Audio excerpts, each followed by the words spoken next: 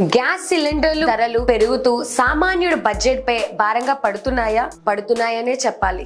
కోల్కతాలో ఎల్పిజి ధరలు 1000 రూపాయలు దాటడంతో ప్రజలు ఇప్పుడు వంటగదిలో మార్పులు చేయాలి అనుకుంటున్నారు. గ్యాస్ పొయ్యి బదులు ఇండక్షన్ కుక్కర్ల వైపు ఎక్కువ మక్కువ చూపిస్తున్నారు.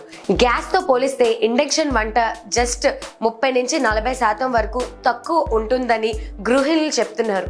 దీంతో నగరంలోని ఎలక్ట్రానిక్ మార్కెట్ లో ఇండక్షన్ కుక్కర్లు, ఓవెన్లు, ఎయిర్ ఫ్రైయర్లు అమ్మకాలు గణనీయంగా పెరిగాయని, ముఖ్యంగా మధ్యతరగతి కుటుంబాలు ఖర్చు తగ్గించేందుకు ఈ మార్పును ఎక్కువగా స్వీకరిస్తున్నట్లు వ్యాపారులు చెప్తున్నారు. ఇలా గ్యాస్ సిలిండర్లు రేట్లు పెరిగిపోతే మధ్య తరగతి వాడు ఎలా బతుకుతాడు, ఈ ఖర్చులు అవి ఎలా తట్టుకుంటారు అని చాలా మంది చాలా రకాలుగా వ్యక్తపరుస్తున్నారు. అసలు మీరేమనుకుంటున్నారు? మధ్య తరగతి వారు బతకాలంటే సుమారు నెలకి ఎంత సంపాదించాలి? మాతో కామెంట్ సెక్షన్ లో షేర్ చేసుకోండి. మరిన్ని ఇలాంటి వీడియోస్ కి చూస్తూనే ఉండండి విశ్వభారత్ టీవీని.